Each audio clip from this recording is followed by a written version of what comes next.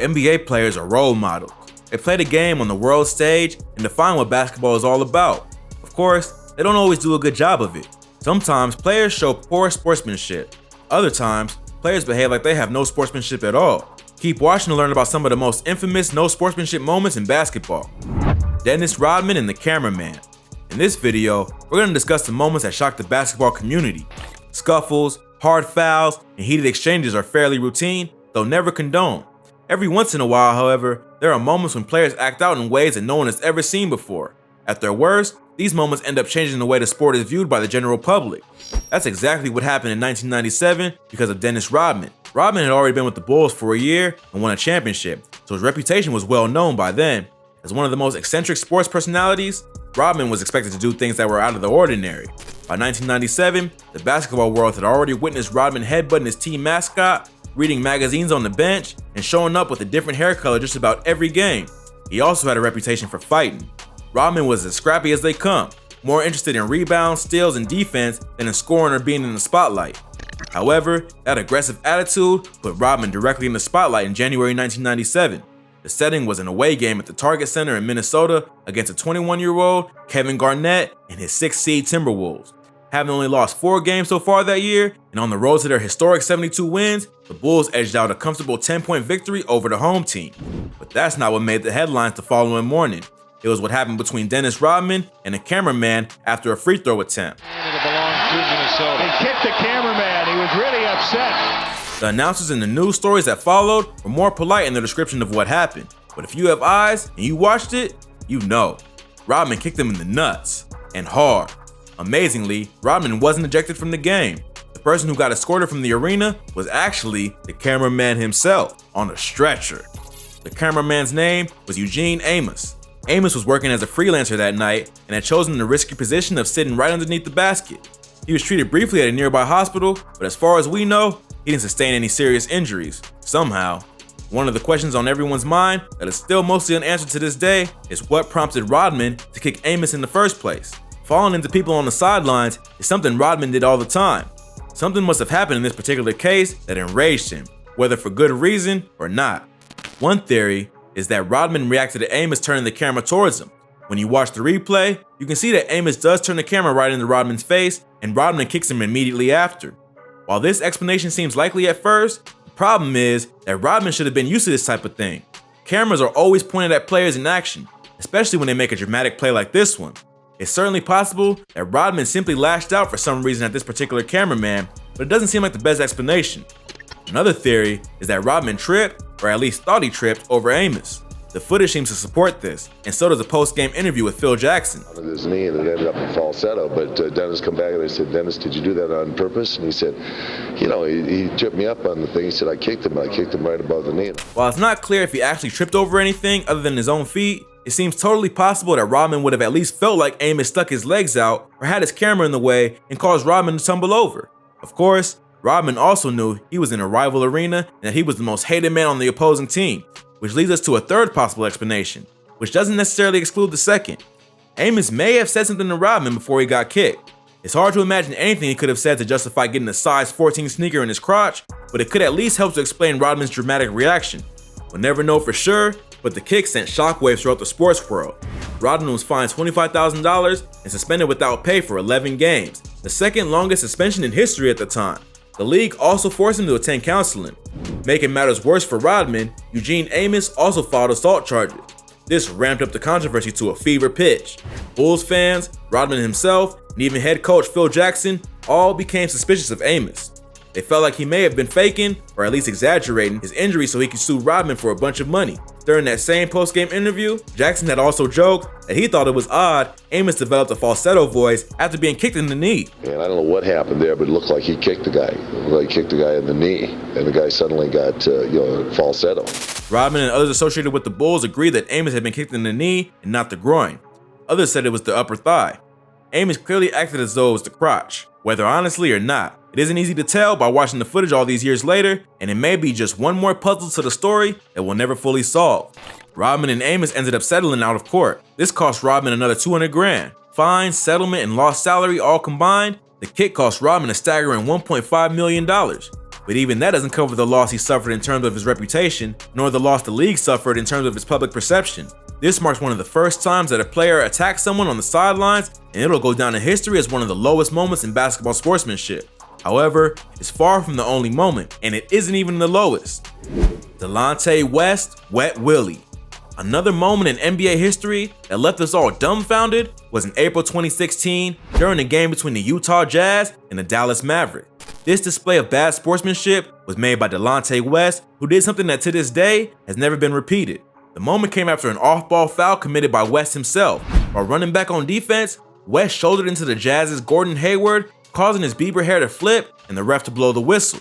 Watch what West did next. Foul on Delonte West, trying to slow down Hayward.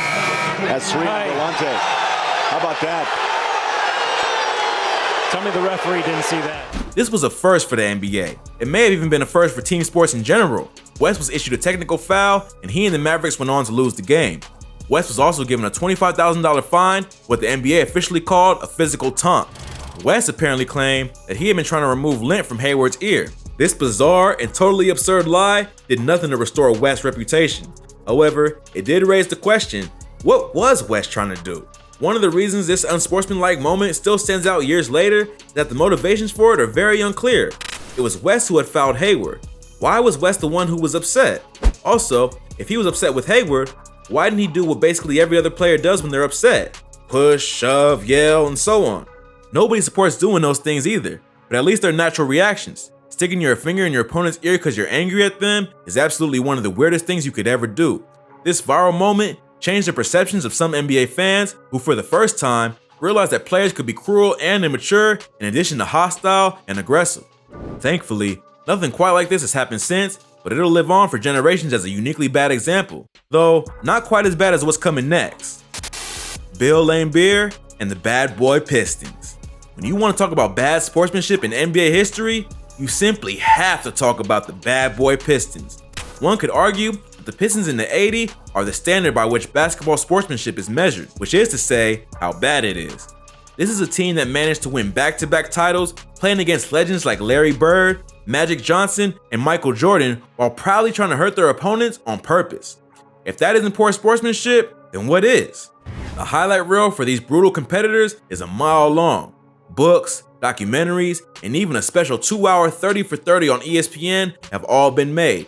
Yet, if there's one moment that both lovers and haters can agree is the worst of the worst, is what Bill Laimbeer did to Larry Bird on May 23rd, 1987. As with any historically significant moment, you have to understand the backstory to this one foul before you witness it. In 1987, the Boston Celtics were the defending champion. In 1986, the Celtics and the Pistons hadn't crossed paths in the postseason. However, just 1 year later, the two teams would match up in the Eastern Conference Finals for what would prove to be the most grueling series of the entire playoffs. The Pistons pushed Boston to 7 games. The Celtics won Game 7 by just 3 points in Boston Garden. Their narrow victory was anything but easy. As the team's superstar, Larry Bird was Detroit's prime target from tip-off in Game 1. Many at that time thought Bird was the best player in the NBA, and the Pistons were determined to dethrone him and probably injure him in the process. Bird, normally known for his composure, had managed to keep it together the first 2 games. But now, in Detroit, in front of a hostile crowd, the hard fouls were starting to get to him. It was at this moment that Bill Laimbeer, probably the baddest boy of the bad boy era, did this. See Sting, and the 24-second clock goes down, and Bird and Laimbeer go at it. In today's NBA, this would have been an ejection, probably a large fine, and possibly even a suspension. But Laimbeer wasn't suspended, and while both he and Larry Bird did get ejected, neither one paid a particularly large fine. Laimbeer was charged $5,000, while Bird was charged $2,000. Even in the 1980s, both players were being paid over $1 million a year. Still, this didn't stop Laimbeer from complaining. He told reporters that the fine meant, "My wife would get a potted plant instead of a diamond necklace for our anniversary in August." This obnoxious remark made people around the country hate Laimbeer even more than they already did. But neither Laimbeer nor the Detroit Pistons cared. The following 2 seasons, the Pistons beat Bird and the Celtics in the playoffs. It's widely reported that Laimbeer and Bird will not speak to each other to this day. Elfrid Payton and Jay Crowder. Bill Laimbeer's foul on Larry Bird is arguably the most infamous foul in NBA history, and it's also one of the hardest. However, it does have rivals in that category. Just last year, during garbage time in Madison Square Garden, Elfrid Payton committed a foul that was as vicious as it was controversial. But the frowns quickly turned to rage after Jay Crowder stole an inbounds pass and went for a three-pointer. Nobody was more pissed than the man Crowder stole the ball from, Elfrid Payton. Get ready to witness one of the hardest shooting fouls you'll ever see on film. Let's turn it over. And then Payton and Crowder, have to be separated. Morris shoved somebody as well. Valanciunas getting in the way. Payton was called for a flagrant 2 and ejected. If there was such a thing as a flagrant 3, this would have been it. However, reactions around the NBA were more divided than you might expect. Many came to Payton's defense, including Charles Barkley. The following day on Inside the NBA, Barkley said, "I totally agree with the foul. Take him out." So Jay Crowder, take him out! they're up. Take him out! Steals. Take him out! Barkley and others argued that Crowder's actions had been disrespectful. According to some, they violated basketball's unwritten rules. Stealing the inbounds pass and shooting a 3 when you're already guaranteed to win is like spitting in your opponent's face. Something, as Barkley said, you just don't do. Others, including announcer Mike Breen, understood this line of thinking but disagreed with it, arguing that basketball is a game you play to the finish and that Payton's shove was uncalled for. This was a controversial question and it went beyond the individual incident. It had NBA fans arguing all around the country. It also wasn't the first time a flagrant foul had been defended on Inside the NBA. A year earlier, Shaq came to the defense of fellow big man Joel Embiid after Embiid put a hard elbow into Jared Allen's face. Oh, absolutely, yes. This is going to be a flagrant 1. Shaq tried to argue that Embiid hit Allen by accident, but nobody with eyes could argue that Elfrid Payton hit Crowder by accident. Payton was suspended for a game after the foul. Several Grizzly players were also suspended for leaving the bench during the ensuing altercation. Surprisingly, Crowder was also ejected from the game and fined $25,000. But that wasn't the end of the controversy. In the locker room afterwards, the Knicks' Marcus Morris stoked the fire even further by saying Jay Crowder has female tendencies as a basketball player. You know, he played the game a different way. Like, he just a lot of female tendencies on the court, flopping and throwing his head back the entire game. The fact that this was so obviously meant as an insult completely backfired on Morris. He was widely accused of being sexist, and the NBA ended up finding him even more than Crowder, to the tune of $35,000. Like the other moments on this list, this ultimately tarnished the NBA's reputation. From fights breaking out in games, to top analysts defending the violence, to offensive remarks made in the locker room, it was a PR nightmare the league is still recovering from.